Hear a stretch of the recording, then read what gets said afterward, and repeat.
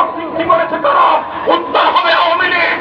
বাংলাদেশের চাঁদাবাদ সৃষ্টি করেছে কারা?